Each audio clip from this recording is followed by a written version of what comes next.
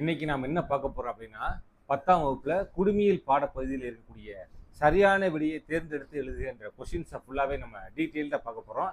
இதற்கு முன்பாக நமது சேனல்ல வரலாறு மற்றும் புவியியல் பாடத்தில் இருக்கக்கூடிய சரியான விடையை தேர்ந்தெடுத்து எழுதுக என்ற கொஸ்டின்ஸை ஃபுல்லாவே டீட்டெயில்டாக நம்ம போட்டிருக்கோம். அதற்கான லிங்கை இந்த காணொலியோட டிஸ்கிரிப்ஷன் பாக்ஸ்லயோ அல்லது ஃபர்ஸ்ட் கமெண்ட்லயோ நான் பின் பண்றேன். இதை போய் நீங்க செக் பண்ணி பாருங்க, தெளிவா புரியும். சரிங்களா? இப்ப வாங்க குடிமியல் பாடப்பகுதியில் இருக்கக்கூடிய சரியான விடையை தேர்ந்தெடுத்து எழுதுக மற்றும் கூற்று காரணம் இதற்கான தெளிவான விளக்கத்தின் அடிப்படையில இந்த காணொலியை நான் கொடுக்க இருக்கிறேன். இந்த காணொலியில நான் கொடுக்கக்கூடிய விளக்கத்தின் அடிப்படையில இந்த காணொலியை நீங்க ஒரு தடவை பார்த்தாலே போதும். 10ஆம் வகுப்பு பொதுத் தேர்வில் சரியான விடையை தேர்ந்தெடுத்து எழுது கொஸ்டின்ஸை ஃபுல்லாவே சரியா அட்டன் பண்ணி எல்லோருமே 14க்கு 14 எடுத்துடலாம். சரிங்களா? இப்ப வாங்க வீடியோக்குள்ள போலாம். குடிமியல் பாடப்பகுதியில முதல் பாடம் இந்திய அரசியலமைப்பு. சரிங்களா? இப்ப முதல் கொஸ்டின், கீழ்காணும் வரிசையில் முகவுரை பற்றிய சரியான தொடர் எது அப்படின்னு கேட்டிருக்காங்க. முதலில் நாம் முகவுரை என்றால் என்ன அப்படின்றத நம்ம தெரிஞ்சுக்கணும். சரிங்களா? முகவுரை என்றால் என்ன அப்படின்னா, இப்ப நம்ம கட்டுரை எழுதும் பொழுது அதுல முன்னுரை எழுதுறோம்ல, இந்த கட்டுரையில நம்ம என்ன சொல்ல வரோம் அப்படின்றத முன்னுரையில தெரியப்படுத்துறோம்ல, அதே போலதான் இந்திய அரசியலமைப்பு எப்படிப்பட்டது அப்படின்றத முகவுரையா கொடுக்கப்பட்டிருக்கு. சரிங்களா? நமது இந்திய அரசியலமைப்பில் முகவுரையில நமது இந்திய அரசியலமைப்பு எப்படிப்பட்டது அப்படின்றத சரியான தொடர் வரிசையில நம்ம குறிப்பிடணும். சரிங்களா? இதில் இந்திய அரசியலமைப்பின் முகவுரை பற்றியான சரியான வார்த்தைகள் மாற்றி மாற்றி கொடுக்கப்பட்டிருக்கும். நம்ம சரியான தொடர் என்ன அப்படின்னா இ ச ச ஜா கு அப்படின்ற ஆர்டர்ல நீங்க இதை நினைவு வச்சுக்கிட்டீங்கன்னா என்றுமே மறக்கவே மறக்காது. அதாவது ஈனா இறையாண்மை மிக்க, ச சமதர்ம, ச சமய சார்பற்ற, ஜா ஜனநாயக, கு குடியரசு. சரிங்களா? இப்படி நினைவில் வச்சுக்கிட்டீங்கன்னா எப்பயுமே மறக்காது. சரிங்களா?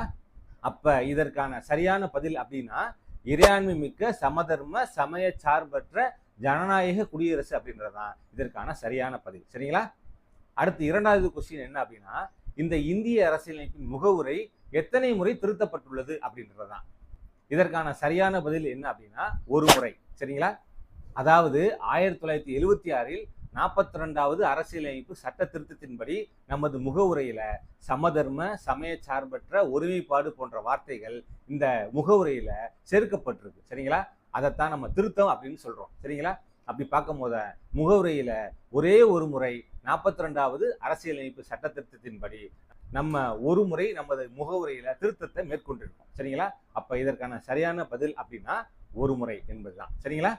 அடுத்து மூன்றாவது கொஸ்டின் என்ன அப்படின்னா, ஒரு வெளிநாட்டவர் கீழ்காணும் முறைகளில் எதன் மூலம் இந்திய குடியுரிமை பெற முடியும் அப்படின்றதுதான். சரிங்களா?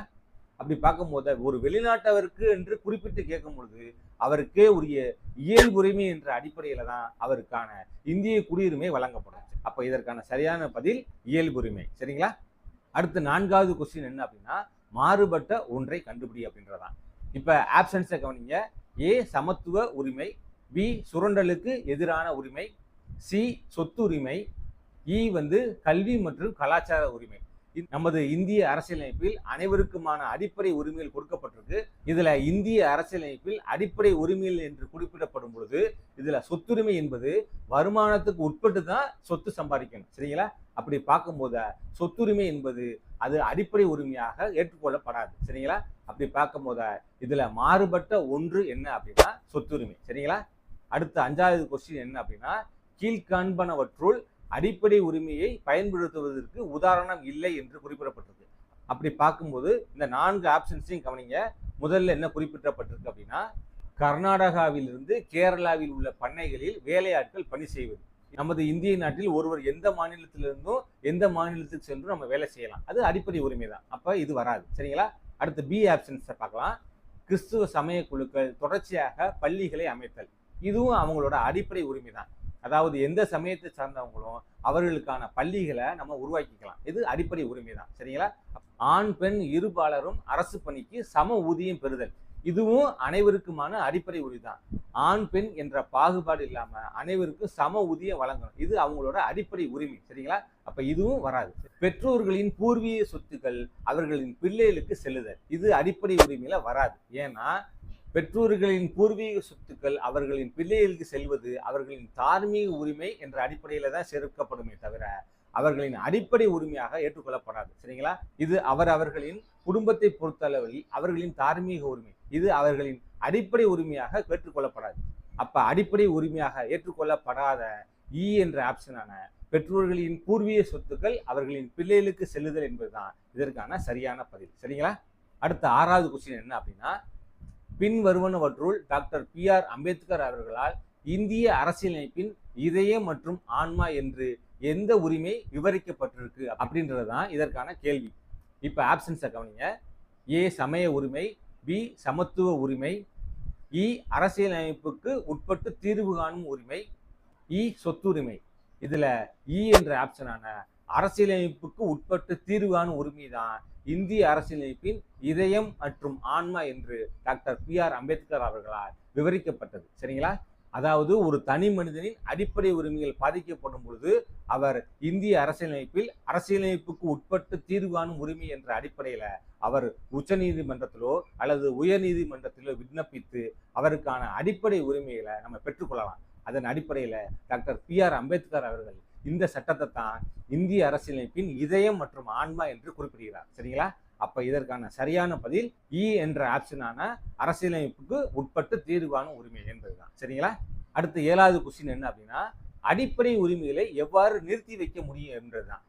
ஒவ்வொரு தனி மனிதனுக்கான அடிப்படை உரிமைகளை எப்ப நிறுத்தி வைக்க முடியும் அப்படின்னா, இந்தியாவே தேசிய அவசர நிலையில் இருக்கும் பொழுது, அதாவது போர்க்கால சூழ்நிலை, உள்நாட்டில் கலவரம், அதே போன்று கொரோனா தொற்று போன்ற இப்படிப்பட்ட சூழ்நிலையில தேசிய அவசர நிலை என்ற அடிப்படையில இந்தியாவில் இந்திய குடியரசுத் தலைவர் அவரோட ஆணையின் அடிப்படையில தான் ஒரு தனி மனிதனோட அடிப்படை உரிமையை நிறுத்தி வைக்க முடியும். சரிங்களா?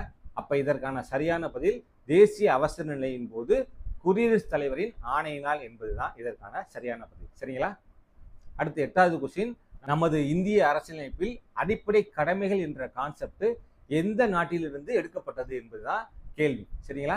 நமது இந்திய அரசியலமைப்பு சட்டத்துல ஒவ்வொரு நாட்டில் இருக்கக்கூடிய நல்ல கருத்துக்களை எடுத்துதான் நமது இந்திய அரசியலமைப்பு இயற்றப்பட்டிருக்கு. அப்படி இந்திய அரசியலமைப்பு இயற்றப்படும் பொழுது ஒவ்வொரு குடிமகனின் அடிப்படை உரிமைகள் என்ற நல்ல கான்செப்ட் எந்த நாட்டிடமிருந்து எடுக்கப்பட்டது அப்படின்னா அமெரிக்க ஐக்கிய நாட்டிடமிருந்து எடுக்கப்பட்டது. சரிங்களா?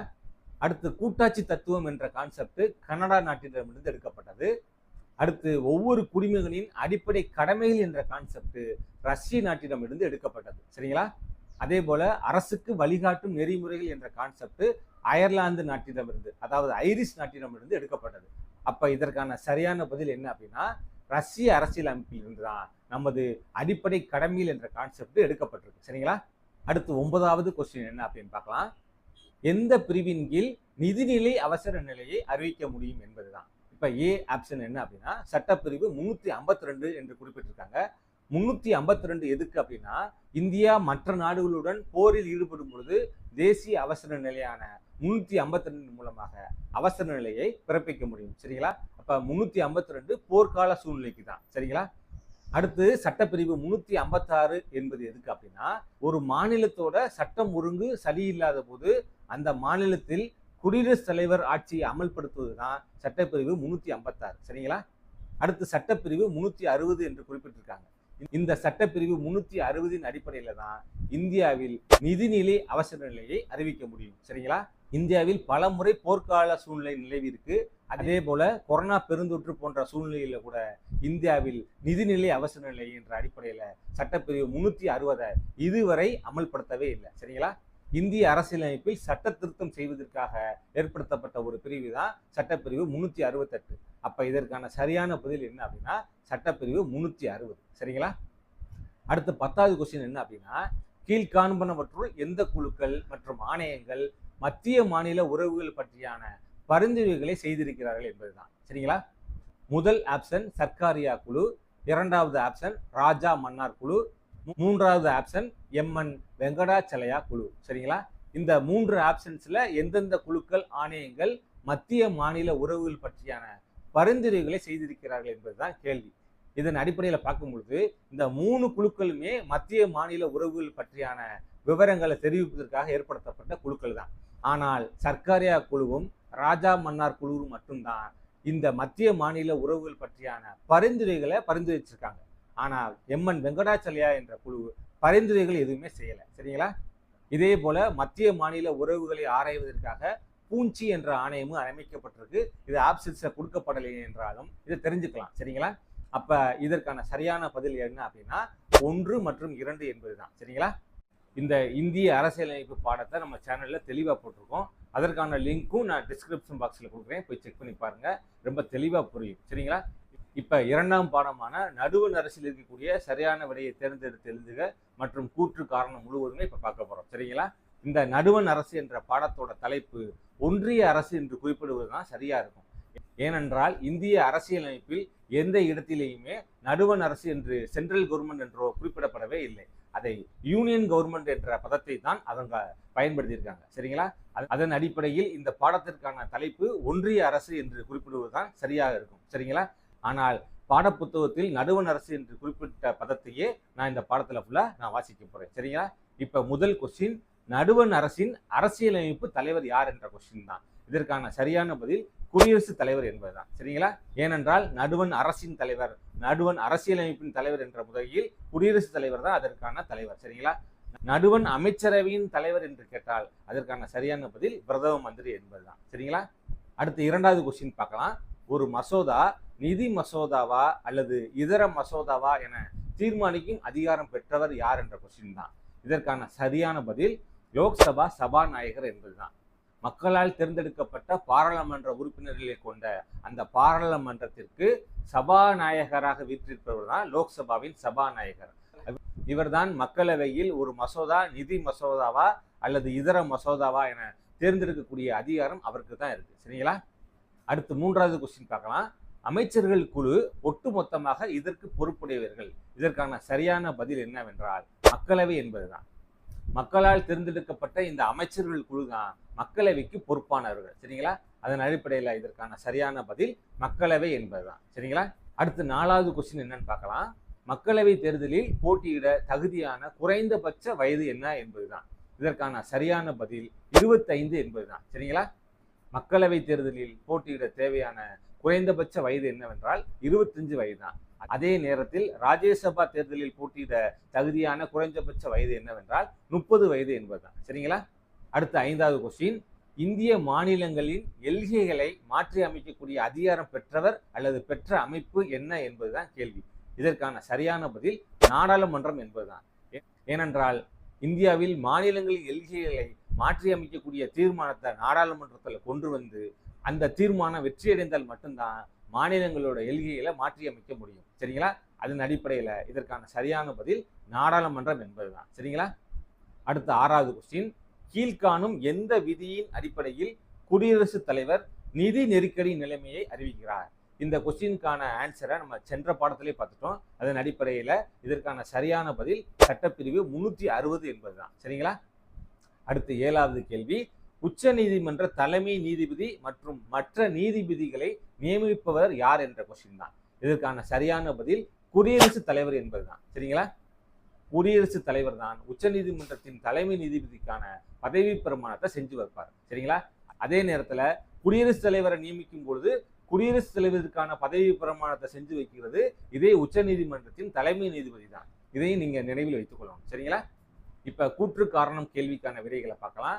முதல் கொஸ்டின், அதாவது 4 கூற்றுகள் கொடுக்கப்பட்டிருக்கும். இந்த 4 கூற்றுகள்ல எந்தெந்த கூற்றுகள் சரியானவை என்பதுதான் கேள்வி. சரிங்களா? இப்ப முதல் கூற்று என்னன்னு பார்க்கலாமா? முதல் கூற்று, மாநிலங்களவையின் மொத்த உறுப்பினர்களின் எண்ணிக்கை 250. சரிங்களா? அடுத்து 2வது கூற்று, இலக்கியம், அறிவியல், கலை மற்றும் சமூக சேவை ஆகிய துறைகளில் சிறந்த அறிவு மற்றும் அனுபவம் பெற்ற 12 நபர்களை மாநிலங்களவைக்கு குடியரசுத் தலைவர் நியமிக்கிறார். சரிங்களா? அடுத்து 3வது கூற்று, மாநிலங்களவை உறுப்பினராவதற்கு 30 வயதுக்கு குறைவாக இருத்தல் கூடாது. சரிங்களா? அடுத்து 4வது கூற்று, மாநிலங்களவை உறுப்பினர்கள் நேரடியாக மக்களால் தேர்வு செய்யப்படுகிறார்கள். சரிங்களா? இந்த 4 கூற்றுகள்ல முதல் 3 கூற்றுகள் சரியானவை. ஏனென்றால் மாநிலங்களவைக்கான மொத்த உறுப்பினர்கள் எண்ணிக்கை 250 என்பது சரியான பதில் தான். இந்த 250 நபர்களில் 12 நபர்களை குடியரசுத் தலைவர் அவரோட மேற்பார்வையில கலை, அறிவியல் மற்றும் சமூக சேவைகளில் சிறந்து விளங்கக்கூடிய 12 நபர்களை நியமிக்கக்கூடிய அதிகாரம் குடியரசுத் தலைவருக்கு வழங்கப்பட்டிருக்கு. சரிங்களா? அடுத்து இதே மாநிலங்களவையில் ஒருவர் உறுப்பினர் ஆவதற்கு குறைந்தபட்சம் 30 வயது நிரம்பி இருக்கணும். சரிங்களா? அதன் அடிப்படையில் பார்க்கும்பொழுது முதல் 3 கூற்றுகள் சரியானவை. சரிங்களா? அடுத்து 4வது கூற்றான மாநிலங்களவை உறுப்பினர்கள் மக்களால் நேரடியாக தேர்வு செய்யப்படுகிறார்கள் என்ற கூற்று தான். இது தவறான கூற்று. ஏனென்றால் மாநிலங்களவை உறுப்பினர்களை தேர்வு செய்யக்கூடிய அதிகாரம் பெற்றவங்க யார் என்றால் அந்தந்த மாநிலத்தில் இருக்கக்கூடிய சட்டமன்ற உறுப்பினர்கள் தேர்வு செய்துதான் மாநிலங்களவைக்கான உறுப்பினர்களை தேர்வு செய்வாங்க. சரிங்களா? இந்த 4 கூற்றுகளில் முதல் 3 கூற்றுகள் சரியானவை என்பதுதான் இதற்கான சரியான பதில். சரிங்களா? அடுத்த 2வது கூற்று காரண கொஸ்டின்ஸ் பார்க்கலாம். முதல் கூற்று என்னன்னு பாருங்களே. உச்ச நீதிமன்ற நீதிபதிகள் மற்றும் மற்ற நீதிபதிகளின் ஓய்வு பெறும் வயது 62 என்று குறிப்பிடப்பட்டிருக்கு. சரிங்களா? இதற்கான சரியான பதில் 65 என்பதுதான். சரிங்களா? அப்ப இந்த கூற்று தவறான கூற்று. சரிங்களா? அடுத்த கூற்று பார்க்கலாம். நடுவண் அரசின் 3வது அங்கம் நீதித்துறை. இது சரியான கூற்று தான். ஏனென்றால் நடுவண் அரசுல சட்டமன்றம், நிர்வாகம், நீதி என்ற 3 அங்கங்கள் இயங்கப்படுது. அதன் அடிப்படையில் நடுவண் அரசின் 3வது அங்கம் நீதித்துறை என்பது சரியான கூற்று தான். சரிங்களா? அடுத்து 3வது கூற்று என்னன்னு பார்க்கலாமா? அடிப்படை உரிமைகள் தொடர்பான வழக்குகள் உச்ச நீதிமன்றத்தின் மேல்முறையீட்டு அதிகாரங்களுக்கு உட்பட்டது. இது தவறான கூற்று. ஏனென்றால் உச்ச நீதிமன்றத்தின் மேல்முறையீட்டு அதிகாரத்துக்கு இந்த அடிப்படை உரிமைகள் உட்படாது. சரிங்களா? அதன் அடிப்படையில் பார்க்கும்போது இது தவறான கூற்று. சரிங்களா? அடுத்து 4வது கூற்று என்னன்னு பார்க்கலாம். உச்ச நீதிமன்றம் பிறப்பிக்கும் ஆணை இந்தியாவின் அனைத்து பகுதிகளில் உள்ள நீதிமன்றங்களையும் கட்டுப்படுத்தும். இது சரியான கூற்று தான். ஏன்னா உச்ச நீதிமன்றம் தான் உச்சபட்ச அதிகாரம் பெற்ற ஒரு நீதிமன்றம். சரிங்களா? அந்த நீதிமன்றம் வெளியிடக்கூடிய ஆணை அனைத்து நீதிமன்றங்களையும் கட்டுப்படுத்தும். சரிங்களா? அப்ப இது சரியான கூற்று தான். அப்ப இதற்கான சரியான பதில் 2, 4 என்ற கூற்றுகள் சரியானவை என்பதுதான் இதற்கான சரியான பதில். சரிங்களா? அடுத்த 3ஆம் பாடமான மாநில அரசு என்ற பாடத்தில் இருக்கக்கூடிய சரியான விடையை தேர்ந்தெடுத்து எழுதுக என்ற கொஸ்டின்ஸ் ஃபுல்லாவே இப்ப பார்க்க போறோம். சரிங்களா? முதல் கொஸ்டின், மாநில ஆளுநரை நியமிப்பவர் யார் என்ற கொஸ்டின் தான். இதற்கான சரியான பதில் குடியரசுத் தலைவர் என்பதுதான். குடியரசுத் தலைவர் தான் இந்தியாவில் இருக்கக்கூடிய அனைத்து மாநிலங்களில் பணியாற்றக்கூடிய ஆளுநர்களுக்கு பதவி பிரமாணம் செய்து வைப்பார். சரிங்களா? அந்த அடிப்படையில இதற்கான சரியான பதில் குடியரசுத் தலைவர் என்பதுதான். சரிங்களா? அடுத்து 2வது கொஸ்டின் என்னன்னு பார்க்கலாமா? மாநில சபாநாயகர் ஒரு மாநில தலைவர், அரசின் தலைவர், குடியரசுத் தலைவரின் முகவர், மேற்கண்ட எதுவும் இல்லை என்ற 4 ஆப்ஷன் கொடுக்கப்பட்டிருக்கு. இதற்கான சரியான பதில் மேற்கண்ட எதுவும் இல்லை என்பதுதான் இதற்கான சரியான பதில். ஏனென்றால் மாநிலத்தின் தலைவர் ஆளுநர் தான். சரிங்களா? அடுத்து அரசின் தலைவர் யார் என்றால் முதலமைச்சர் தான். சரிங்களா? அடுத்து குடியரசுத் தலைவரின் முகவராகவும் இந்த மாநிலத்தில் இருக்கக்கூடிய சபாநாயகர் பணியாற்ற முடியாது. அந்த அடிப்படையில் பார்க்கும் பொழுது இந்த கேள்விக்கான சரியான பதில் மேற்கண்ட எதுவும் இல்லை என்பதுதான் இதற்கான சரியான பதில். சரிங்களா? அடுத்து 3வது கொஸ்டின் என்னன்னு பார்க்கலாமா? கீழ்காணும் எந்த ஒன்று ஆளுநரின் அதிகாரம் அல்ல? இதற்கான சரியான பதில் தூதரகம் என்பதுதான். ஏனென்றால் மாநிலத்தில் பணியாற்றக்கூடிய ஆளுநருக்கு சட்டமன்ற அதிகாரம், நிர்வாக அதிகாரம், நீதி அதிகாரம் என்ற அடிப்படையில அவருக்கு பொறுப்புகள் வழங்கப்பட்டிருக்கு. சரிங்களா? இந்த 4 ஆப்ஷன்ஸ்ல தூதரகம் என்ற அளவுல அவருக்கு எந்த விதமான அதிகாரமும் வழங்கப்படலை. சரிங்களா? அதன் அடிப்படையில இதற்கான சரியான பதில் தூதரகம் என்பதுதான். சரிங்களா? அடுத்து 4வது கொஸ்டின், ஆங்கிலோ இந்தியன் வகுப்பினரில் இருந்து ஒரு பிரதிநிதியை சட்டமன்றத்துக்கு யார் நியமிக்கிறார் என்ற கொஸ்டின் தான். இதற்கான சரியான பதில் ஆளுநர் என்பதுதான். சரிங்களா? மத்தியில் குடியரசுத் தலைவர் எவ்வாறு ஆங்கிலோ இந்திய பிரதிநிதியிலிருந்து 2 உறுப்பினர்களை நியமிக்கக்கூடிய அதிகாரம் பெற்றவரோ அதே போல சட்டமன்றங்களில் ஒரு பிரதிநிதியை ஆங்கிலோ இந்திய பிரதிநிதியை நியமிக்கக்கூடிய அதிகாரம் பெற்றவர் யார் என்றால் ஆளுநர் என்பதுதான். சரிங்களா? அடுத்த 5வது மிக முக்கியமான கேள்வி என்னவென்றால் ஆளுநர் யாரை நியமனம் செய்வதில்லை என்ற கேள்விதான். இதற்கான சரியான பதில் உயர் நீதிமன்ற நீதிபதிகள் என்பதுதான். இந்த ஆப்ஷன்ஸ்லேயே கவனிச்சிங்கன்னா ஆளுநருக்கே உரிய அதிகாரத்தின் அடிப்படையில அவர் முதலமைச்சருக்கான பதவி பிரமாணத்தையும் அவர் தான் செஞ்சு வைக்கிறாரு. அதே நேரத்தில் டிஎன்பிஎஸ்சி என்று சொல்லப்படக்கூடிய மாநில அரசு பணியாளர் தேர்வாணையத்தின் தலைவரை நியமிக்கக்கூடிய அதிகாரமும் இந்த ஆளுநருக்கு தான் வழங்கப்பட்டிருக்கு. அதே போல பப்ளிக் ப்ராசிக்யூட்டர் என்று சொல்லப்படக்கூடிய மாநிலத்தின் தலைமை வழக்கறிஞரை நியமிக்கக்கூடிய அதிகாரமும் இதே ஆளுநருக்கு தான் வழங்கப்பட்டிருக்கு. அதே நேரத்தில் உயர் நீதிமன்ற நீதிபதிகளை நியமிக்கக்கூடிய அதிகாரம் குடியரசுத் தலைவருக்கு தான் வழங்கப்பட்டிருக்கு. சரிங்களா? அப்ப இது ஆளுநரின் அதிகாரத்தில் வராதது உயர் நீதிமன்ற நீதிபதிகள் என்பதுதான். சரிங்களா? அப்ப இதற்கான சரியான பதில் உயர் நீதிமன்ற நீதிபதிகள் என்பதுதான். சரிங்களா? அடுத்து 6வது மிக முக்கியமான கேள்வி, மாநில அமைச்சரவையின் தலைவர் யார் என்ற கேள்விதான். இதற்கான சரியான பதில் முதலமைச்சர் என்பதுதான். ஏனென்றால் மாநில அரசின் தலைவர் யார் என்று கேட்டால் ஆளுநர். மாநில அமைச்சரவையின் தலைவர் யார் என்று கேட்டால் முதலமைச்சர். சரிங்களா? அப்ப இதற்கான சரியான பதில் முதலமைச்சர் என்பதுதான் இதற்கான சரியான பதில். சரிங்களா?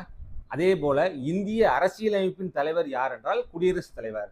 இந்திய அமைச்சரவையின் தலைவர் யார் என்றால் பிரதமர். அப்ப இந்த கேள்வியின் அடிப்படையில நம்ம 4 கேள்விகளுக்கான பதில்களை இப்ப பார்த்துருக்கோம். சரிங்களா? இப்படி தெளிவாக நம்ம புரிஞ்சு படிச்சோம்னா எந்த நேரத்திலையுமே குழப்பம் வராது. சரிங்களா? அடுத்து 7வது கொஸ்டின், மேலவை உறுப்பினர் ஆவதற்கு குறைந்தபட்ச வயது என்ன என்பதுதான். இதற்கான சரியான பதில் 30 என்பதுதான். சட்டமன்ற உறுப்பினர் ஆவதற்கு குறைஞ்சபட்ச தகுதி என்னவென்றால் 25 வயது பூர்த்தி அடைந்திருக்க வேண்டும். சரிங்களா? அதே நேரத்தில் மாநிலத்தில் இருக்கக்கூடிய மேலவை உறுப்பினர் ஆவதற்கு தகுதி என்னவென்றால் 30 வயது நிரம்பி இருப்பவராக இருக்க வேண்டும். சரி, அப்ப இதற்கான சரியான பதில் 30 வயது என்பதுதான். சரிங்களா? அடுத்து 8வது கேள்வி, கீழ்காணும் மாநிலங்களில் எந்த ஒன்று ஈரவை சட்டமன்றத்தை பெற்றிருக்கவில்லை? இது மிக முக்கியமான கேள்வி.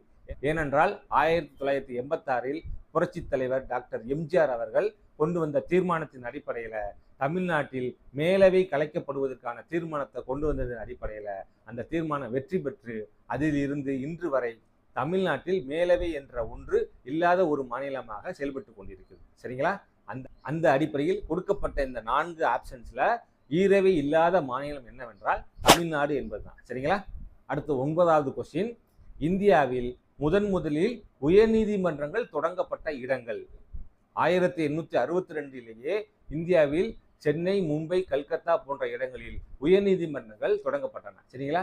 அந்த அடிப்படையில் இதற்கான சரியான பதில் கொல்கத்தா, மும்பை, சென்னை என்பதுதான் இதற்கான சரியான பதில். சரிங்களா? அடுத்து 10வது கேள்வி, கீழ்காணும் எந்த மாநிலங்கள் பொதுவான உயர்நீதிமன்றத்தை பெற்றிருக்கவில்லை என்பது. சரிங்களா? இதற்கான சரியான பதில் பஞ்சாப் மற்றும் ஹரியானா என்பதுதான். சரிங்களா? இந்த பஞ்சாப் மற்றும் ஹரியானா மாநிலங்களுக்கு பொதுவான உயர்நீதிமன்றமும் அதே நேரத்தில் சண்டிகார் என்ற யூனியன் பிரதேசத்துக்கும் சேர்த்து ஒரே ஒரு பொது நீதிமன்றமாக இது செயல்பட்டு கொண்டிருக்கிறது. சரிங்களா? அந்த அடிப்படையில் இதற்கான சரியான பதில் பஞ்சாப் மற்றும் ஹரியானா என்பதுதான். சரிங்களா? அதே போல ஒரு கூடுதல் தகவல் என்னவென்றால் வடகிழக்கு மாநிலங்கள் என்ற அடிப்படையில 7 மாநிலங்கள் உங்களுக்கு தெரியும். அதில் அஸ்ஸாம், மிசோராம், நாகாலாந்து, அருணாச்சல பிரதேசம் என்ற 4 மாநிலங்களுக்கும் பொதுவான ஒரே ஒரு உயர்நீதிமன்றம் தான் செயல்பட்டு கொண்டிருக்கிறது. சரிங்களா? இதையும் கூடுதல் தகவலாக நீங்க தெரிஞ்சுக்கோங்க. சரிங்களா? அடுத்து 4வது பாடம், இந்தியாவின் வெளியுறவு கொள்கை என்ற பாடத்தில் இருக்கக்கூடிய சரியான விடையை தேர்ந்தெடுத்து எழுதுக மற்றும் கூற்று காரணம் முழுவதுமே இப்ப பார்க்க போறோம். சரிங்களா?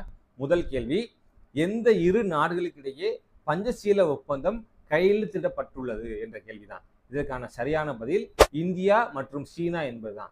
ஏனென்றால் இந்தியாவின் பிரதமராக விளங்கிய நேரு அவர்களும் சீனாவின் பிரதமரான சூயன் லாவும் இணைந்து 1954 பஞ்சசீல கொள்கை என்ற ஒரு ஒப்பந்தத்தின் அடிப்படையில தான் இந்த ஒப்பந்தம் கையெழுத்திடப்பட்டது. சரிங்களா?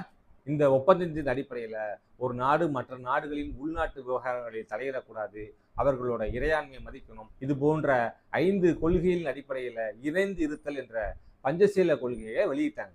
அந்த அடிப்படையில இதற்கான சரியான பதில் இந்தியா மற்றும் சீனா என்பதுதான். சரிங்களா? அடுத்து 2வது கேள்வி, இந்திய வெளியுறவு கொள்கையை ஏற்றுக்கொண்டு வழிநடத்தும் இந்திய அரசியலமைப்பு சட்டப்பிரிவு எது என்பதுதான். இந்த ஆப்ஷன்ஸ்ல சட்டப்பிரிவு 50 நீதித்துறை அதிகாரம் பற்றி கூறக்கூடியது. சரிங்களா? சட்டப்பிரிவு 53 குடியரசுத் தலைவரின் நியமனம் தொடர்பான கருத்துக்களை கூறக்கூடியது. சரிங்களா?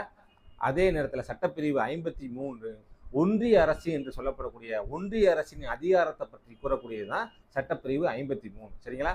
இந்த 4 ஆப்ஷன்ஸ்ல சட்டப்பிரிவு 51 தான் இந்தியாவின் வெளியுறவு கொள்கை தொடர்பான கருத்துக்களை கூறக்கூடியது. சரிங்களா? அப்ப இதற்கான சரியான பதில் சட்டப்பிரிவு 51 என்பதுதான். சரிங்களா? அடுத்து 3வது கேள்வி என்னன்னு பார்க்கலாம். 1954 இந்தியா மற்றும் சீனாவால் கையெழுத்திடப்பட்ட ஒப்பந்தம் எது தொடர்பானது அப்படின்னு கேட்டிருக்காங்க. இதற்கான சரியான பதில் 5 கொள்கைகளுடன் இணைந்திருத்தல் என்பதுதான். ஏனென்றால் முன்னாலே பார்த்துட்டோம், ஹிந்தியில பாஞ்ச் என்றால் 5 என்று பொருள்படும். சரிங்களா? பாஞ்ச் என்பதுதான் பஞ்ச அப்படின்னு சொல்லப்பட்டிருக்கு.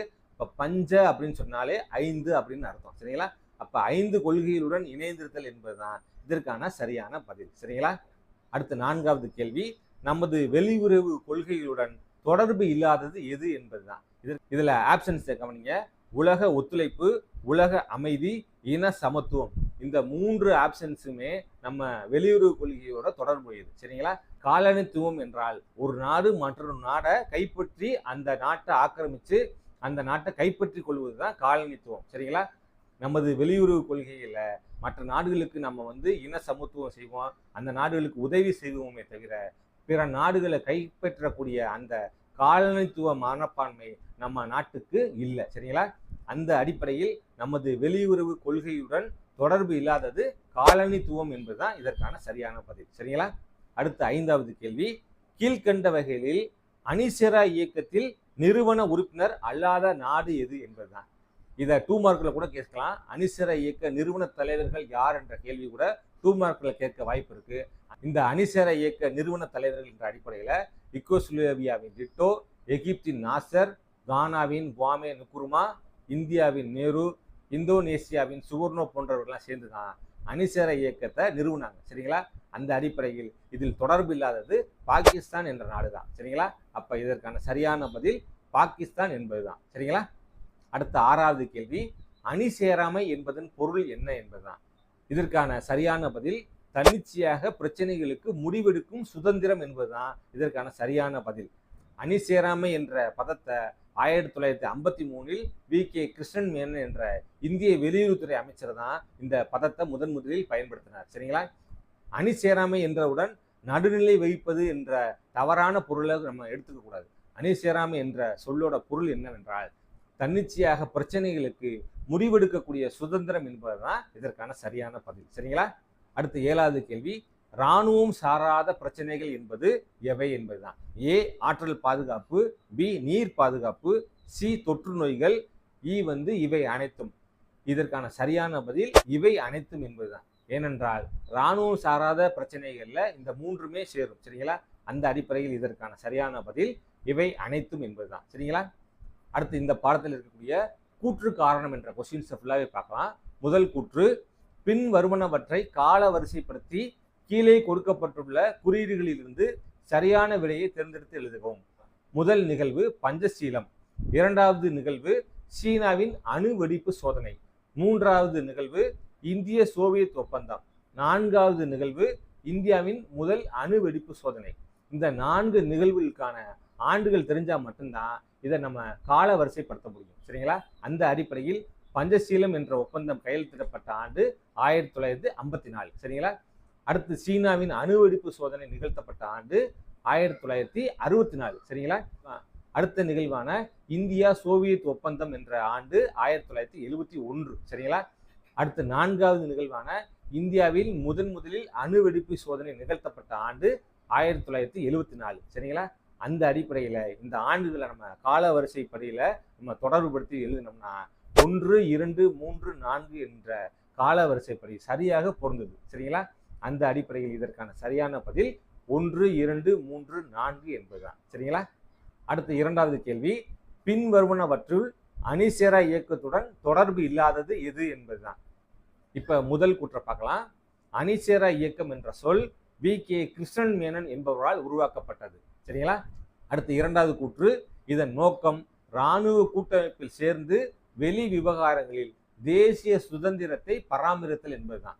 முதல் கூற்று, அணிசேரா இயக்கம் என்ற சொல் வி.கே. கிருஷ்ணன் மேனன் என்பவரால் உருவாக்கப்பட்டது. இது சரியான கூற்று. சரிங்களா? அடுத்த 2வது கூற்று, இதன் நோக்கம் இராணுவ கூட்டமைப்பில் சேர்ந்து வெளி விவகாரங்களில் தேசிய சுதந்திரத்தை பராமரித்தல் என்பது. இது தவறான கூற்று. ஏனென்றால் நாம் எந்த விதமான இராணுவ கூட்டமைப்பிலும் சேராமல் தன்னிச்சையாக சுதந்திரமாக முடிவெடுக்கக்கூடிய திறனை நம்ம வெளியுறவு கொள்கையில கொண்டிருக்கோம். சரிங்களா? அந்த அடிப்படையில் 2வது கூற்று தவறானது. சரிங்களா? தற்போது இதில் 120 உறுப்பு நாடுகள் உள்ளது. இது சரியான கூற்று தான். அணிசேரா இயக்கத்தில் தற்போது 120 உறுப்பு நாடுகள் உள்ளது. சரிங்களா? அப்ப இதுவும் சரியான கூற்று தான். அடுத்து, இது ஒரு பொருளாதார இயக்கமாக மாற்றம் அடைந்துள்ளது. இதுவும் சரியான கூற்று தான். அந்த அடிப்படையில் இந்த 4 கூற்றுகள்ல தொடர்பு இல்லாதது எது என்றால் 2 என்ற கூற்று தான். அப்ப இதற்கான சரியான பதில் 2 மட்டும் என்பதுதான். சரிங்களா? அடுத்து 3வது கூற்று காரணம் கொஸ்டின்ஸை பார்க்கலாம். கூற்று, இந்தியா உலகின் பெரும்பான்மையான நாடுகளுடன் தூதரக உறவை கொண்டுள்ளது. இது சரியான கூற்று தான். ஏனென்றால் நம்ம இந்தியா பல நாடுகளோட தூதரக உறவை நம்ம கொண்டிருக்கோம். சரிங்களா? இதற்கான காரணம் என்னவென்று பார்க்கலாம். உலகின் இரண்டாவது அதிக அளவிலான மக்கள் தொகையை கொண்ட நாடு இந்தியா. உலகில் இரண்டாவது அதிகமான மக்கள் தொகையை கொண்ட நாடு இந்தியா தான். ஆனா கூற்றுக்கான காரணம் சரியாக பொருந்தலை. சரிங்களா? அந்த அடிப்படையில் பார்க்கும்போது இதற்கான சரியான பதில் கூற்று சரி, காரணம் கூற்றுக்கான சரியான விளக்கம் அல்ல என்பதுதான் இதற்கான சரியான பதில். சரிங்களா? அடுத்த 4வது கேள்வி என்னன்னு பார்க்கலாம். இந்தியா சுதந்திரத்துக்கு பின்னர் இராணுவ முகாம்களில் இணைவதை தவிர்ப்பது அவசியமாக இருந்தது. ஏனெனில் இந்தியா இதனை மீட்க வேண்டியிருந்தது என்று 4 ஆப்ஷன்கள் கொடுக்கப்பட்டிருக்கு. இதுல முதல் ஆப்ஷன் கவனிங்க. கடுமையான வறுமை, எழுத்தறிவின்மை, குழப்பமான சமூக பொருளாதார நிலைமைகள், மேற்கூறிய அனைத்தும். இதற்கான சரியான பதில் மேற்கூறிய அனைத்தும் என்பதுதான் இதற்கான சரியான பதில். சரிங்களா? ஏனென்றால் இந்தியா சுதந்திரம் அடைந்த பொழுது இந்த கடுமையான வறுமை, எழுத்தறிவின்மை, குழப்பமான சமூக பொருளாதார நிலைமைகள்லாம் இருந்துச்சு. சரிங்களா? அப்ப இதற்கான சரியான பதில் மேற்கூறிய அனைத்தும் என்பதுதான் இதற்கான சரியான பதில். சரிங்களா? அடுத்த 5ஆம் பாடமான இந்தியாவின் சர்வதேச உறவுகள் என்ற பாடத்தில் இருக்கக்கூடிய சரியான விடையை தேர்ந்தெடுத்து எழுதுக மற்றும் கூற்று காரணம் முழுவதுமே இப்ப பார்க்க போறோம். சரிங்களா? இந்த பாடத்தோட முதல் கேள்வி என்னன்னு பார்க்கலாம். மக்மோகன் எல்கை கோடு எந்த இரு நாடுகளுக்கு இடையேயான எல்லை கோடு என்பதுதான் கேள்வி. சரிங்களா? இந்தியா மற்றும் சீனாவுக்கு இடையேயான இந்த எல்கை கோட்டை நிர்ணயிப்பதற்காக 1914 சிம்லா ஒப்பந்தம் என்ற ஒப்பந்தத்தின் அடிப்படையில தான் ஹென்றி மக்மோகன் என்பவரால் இந்தியா மற்றும் சீனாவுக்கு இடையேயான எல்கை கோட்டை நிர்ணயம் பண்ணாங்க. அடுத்த 2வது கேள்வி. இந்தியா பின்வருவனவற்றுள் எந்த அமைப்பில் உறுப்பினராக இல்லை? இதற்கான சரியான பதில் ஆசியன் என்பதுதான். சரிங்களா?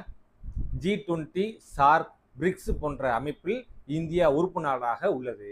இந்த ஏசியன் என்று அழைக்கப்படக்கூடிய தென்கிழக்கு ஆசிய நாடுகள் என்ற அடிப்படையில 10 நாடுகள் உறுப்பு நாடுகளாக இணைந்து செயல்பட்டு கொண்டிருக்கிறது. இந்த ஏசியன் அமைப்பில் தான் இந்தியா உறுப்பு நாடாக இல்லை. சரிங்களா? அடுத்த 3வது கேள்வி. ஓபெக் என்பது என்ன என்பதுதான். இதற்கான சரியான பதில் எண்ணெய் ஏற்றுமதி நிறுவனங்களின் கூட்டமைப்பு என்பதுதான். சரிங்களா? அதாவது OPEC என்பதன் சுருக்கம் தான் ஓபெக். சரிங்களா? அதாவது organisation of petroleum exporting countries என்ற இந்த 4 சொற்களோட சுருக்கம் தான் ஓபெக். சரிங்களா? அந்த அடிப்படையில் இதன் தமிழாக்கம் என்னவென்றால் எண்ணெய் ஏற்றுமதி நாடுகளின் கூட்டமைப்பு என்பதுதான் இதற்கான சரியான பதில். சரிங்களா? அடுத்த 4வது கேள்வி என்னன்னு பார்க்கலாம். இந்தியா தனது மிக நீண்ட நில எல்லையை எந்த நாட்டோடு பகிர்ந்து கொள்கிறது? இதற்கான சரியான பதில் பங்களாதேஷ் என்பதுதான். சரிங்களா? ஏனென்றால் வங்காளதேசம் என்ற நாட்டோட தான் நம்ம 4096.7 கிலோமீட்டர் நீளமுள்ள நில எல்கையில நம்ம கொண்டிருக்கோம். சரிங்களா? அந்த அடிப்படையில் இதற்கான சரியான பதில் வங்காளதேசம் என்பதுதான். சரிங்களா? அடுத்து மிக முக்கியமான கொஸ்டின். பின்வருவனவற்றை பொருத்தி கீழே கொடுக்கப்பட்ட குறியீடுகளிலிருந்து சரியான விடையை தேர்ந்தெடுத்து எழுதுவோம். சரிங்களா? அப்ப கீழே 4 பொருத்துக கொடுத்துருக்காங்க. இந்த பொருத்துக்கான சரியான பதிலை நம்ம ஆப்ஷன்ஸ்ல குறிக்கணும். சரிங்களா? முதல் கேள்வி சல்மா அணை. சல்மா அணை சல்மா அணை என்பது ஆப்கானிஸ்தான் நாட்டோட நம்ம போட்டுக்கொண்ட ஒப்பந்தத்தின் அடிப்படையில ஆப்கானிஸ்தான் நாட்டில் இந்த சல்மா அணை கட்டுவதற்காக பாரத பிரதமராக இன்றைய பாரத பிரதமராக விளங்கக்கூடிய நரேந்திர மோடி அவர்கள் மூலமாக இந்த அணை ஆப்கானிஸ்தான் நாட்டில் இந்திய உதவியோடு கட்டப்படுது. சரிங்களா? அப்ப சல்மா அணைக்கு எந்த நாட்டை பொருத்தணும் அப்படின்னா ஆப்கானிஸ்தான். அடுத்த கேள்வி பராக்கா ஒப்பந்தம். இந்த பராக்கா ஒப்பந்தம் என்பது வங்காளதேசத்துல கங்கை நீரை இந்தியா பகிர்ந்து கொள்வதற்காக ஏற்படுத்தப்பட்ட ஒரு ஒப்பந்தம் தான் இந்த பராக்கா ஒப்பந்தம். சரிங்களா? அந்த அடிப்படையில் பராக்கா ஒப்பந்தம் என்பது வங்காளதேசத்தோட பொருத்தம். சரிங்களா? அடுத்த கேள்வி சுக்கா நீர்மின் சக்தி திட்டம். இந்த சுக்கா நீர்மின் சக்தி திட்டம் என்ற திட்டத்தின் அடிப்படையில 60:40 என்ற அளவில் நம்ம இந்தியாவும் பூட்டானும் பயன்பெறணும் அப்படின்ற அடிப்படையில போட்டுக்கொண்ட ஒப்பந்தம் தான் சுக்கா நீர்மின் சக்தி திட்டம். சரிங்களா? அப்ப சுக்கா நீர்மின் சக்தி திட்டத்தை பூட்டானோட பொருத்தணும். சரிங்களா? அடுத்து சாரதா நீர்மின் சக்தி திட்டம் நேபாள நாட்டோட போட்டுக்கொண்ட ஒப்பந்தம். சரிங்களா? அப்ப இதற்கான சரியான பதில் 3, 1, 4, 2 என்பதுதான் இதற்கான சரியான வரிசை. சரிங்களா? அடுத்த 6வது கொஸ்டின் என்னன்னு பார்க்கலாம். எத்தனை நாடுகள் இந்தியாவுடன் தன் எல்கையை பகிர்ந்து கொள்கின்றன? இந்தியாவை சுற்றி 7 நாடுகள் தனது எல்கைகளை பகிர்ந்து கொள்கிறார்கள். சரிங்களா? அந்த அடிப்படையில் இதற்கான சரியான பதில் 7. சரிங்களா? அடுத்த கேள்வி எந்த 2 தீவு நாடுகள் இந்தியாவின் அண்டை நாடுகள் ஆகும்? இந்தியாவின் அண்டை நாடுகள் என்ற அடிப்படையில தீவு நாடுகளாக இருக்கக்கூடிய 2 நாடுகள் என்னவென்றால் இலங்கை மற்றும் மாலத்தீவு தான். சரிங்களா? அந்த அடிப்படையில் இதற்கான சரியான பதில் இலங்கை மற்றும் மாலத்தீவு என்பதுதான். சரிங்களா? அடுத்து 8வது மிக முக்கியமான கேள்வி, எந்த இந்திய மாநிலம் 3 நாடுகளால் சூழப்பட்டுள்ளது? இதற்கான சரியான பதில் என்னவென்றால் சிக்கிம் என்பதுதான். ஆனா ஆப்ஷன்ஸ்ல சிக்கிம் என்ற மாநிலத்திலே கொடுக்கப்படலை. அப்ப சிக்கிம் என்ற மாநிலத்தை தவிர்த்து பார்க்கும்போது அருணாச்சல பிரதேசம் என்ற மாநிலம் தான் 3 நாடுகளால் சூழப்பட்ட ஒரு மாநிலம். சரிங்களா? அப்ப இதற்கான சரியான பதில் அருணாச்சல பிரதேசம் என்பதுதான். சரிங்களா? ஆனா இதே கேள்வியை நீங்க கோடிட்ட இடத்தில் கேட்டால் சிக்கிம் என்ற ஆன்சரை தான் நீங்க எழுதணும். சரிங்களா? ஏனென்றால் சிக்கிம் என்ற மாநிலத்தோட மேற்கு புறம் நேபாளம் இருக்கும், மேல சீனா இருக்கும், கிழக்கு பக்கத்துல பூட்டான் இருக்கும். சரிங்களா?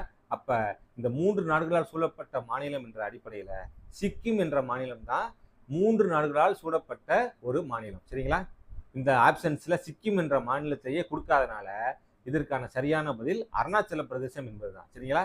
இந்த மாநிலம் இந்தியாவின் கிழக்கு எல்லையில் இருக்கக்கூடிய ஒரு மாநிலம். சரிங்களா? அந்த அடிப்படையில் இதற்கான சரியான பதில் அருணாச்சல பிரதேசம் என்பதுதான். சரிங்களா? அடுத்து 9வது கேள்வி என்னன்னு பார்க்கலாம்.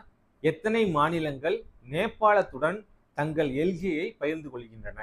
உத்தரகாண்ட், உத்தரப்பிரதேசம், பீகார், மேற்கு வங்காளம், சிக்கிம் போன்ற 5 மாநிலங்கள் இந்த நேபாளத்தோட நில எல்கைகளை பகிர்ந்து கொள்கிறார். அந்த அடிப்படையில் இதற்கான சரியான பதில் 5 என்பதுதான். சரிங்களா? அடுத்து மிக முக்கியமான கேள்வி, சுதந்திரம் அடைந்த பாகிஸ்தானுக்கான நில எல்கையை வகுத்தவர் யார் என்ற கேள்விதான். இதற்கான சரியான பதில் சர் சிரில் ராட்க்ளிஃப் என்பதுதான். சரிங்களா? அடுத்து மிக முக்கியமான கூற்று காரண கொஸ்டின்ஸை பார்க்கலாம். இந்தியா மற்றும் மியான்மரில் கலடன் போக்குவரத்து திட்டம் பின்வரும் போக்குவரத்து முறைகளில் எந்த முறையில் அமைக்கப்பட்டுள்ளது? இந்த கேள்வி மிக முக்கியமான கேள்வி. இது 2 மார்க்லையும் கேட்கலாம். சரிங்களா? ஏனென்றால் இந்தியா மியான்மருடன் வணிக தொடர்பு கொள்வதற்கு இடையூறாக இடையில் பங்களாதேஷ் என்ற நாடு இருக்குது. சரிங்களா? நீங்க மேப்ல பார்க்கும்போது தெரியும். சரிங்களா? அந்த அடிப்படையில் இந்தியா மியான்மரோட போக்குவரத்து தொடர்பு செய்வதற்காக இந்தியாவை மியான்மரில் உள்ள சிட்வே என்ற இடத்தோட இணைப்பதற்காக சாலை, நதி, துறைமுகம் என்ற அடிப்படையில் இணைக்கக்கூடிய திட்டத்துக்கு பேர் தான் கலடன் போக்குவரத்து திட்டம். சரிங்களா? இந்தியாவை மியான்மருடன் இணைக்கக்கூடிய இந்த திட்டத்துல ரயில் தொடர்பு மட்டும் கிடையாது. சரிங்களா? அப்ப இதில் சரியான பதில் என்னவென்றால் 1, 3, 4 என்பதுதான் இதற்கான சரியான பதில். சரிங்களா? அடுத்து 2வது கூற்று காரணம் கொஸ்டின்ஸ் பார்க்கலாம். கூற்று, இந்தியாவும் பிரான்சும் சர்வதேச சூரிய சக்தி கூட்டணியை தொடங்க உள்ளன. காரணம் என்னன்னு பார்க்கலாம். இது கடக ரேகை மற்றும் மகர ரேகை ஆகியவற்றுக்கு இடையேயான நாடுகளை சூரிய ஆற்றலுக்கான ஒத்துழைப்பில் ஒன்றிணைப்பதற்காக ஏற்படுத்தப்பட்ட திட்டம். இதுவும் சரியான, இந்த கூற்றும் காரணமும் சரியாக பொருந்தது. சரிங்களா? இந்தியாவும் பிரான்சும் சர்வதேச அளவில் சூரிய சக்தி திட்டத்தை ஒருங்கிணைப்பதற்காக இந்தியாவும் பிரான்சும் போட்டுக்கொண்ட திட்டம் தான் இந்த திட்டம். சரிங்களா? அந்த அடிப்படையில் கூற்று காரணத்துக்கு சரியாக பொருந்துவதால் இதற்கான சரியான பதில் கூற்று சரி, காரணம் கூற்றுக்கான சரியான விளக்கமாகும் என்பதுதான் இதற்கான சரியான பதில். சரிங்களா? அவ்வளவுதாங்க. இப்ப 10ஆம் வகுப்புல குடிபியல் பாடப்பகுதியில் இருக்கக்கூடிய சரியான விடையை தேர்ந்தெடுத்து எழுதுக மற்றும் கூற்று காரணம் என்ற கொஸ்டின்ஸ்க்கான சரியான விளக்கத்தின் அடிப்படையில இந்த காணொலியை உங்களுக்கு கொடுத்துருக்கேன். இந்த ஒன்வேர்டு கொஸ்டின்ஸை ஃபுல்லாவே நீங்க மீண்டும் மீண்டும் போட்டு பார்த்தீங்கன்னா தெளிவா புரியும். சரிங்களா?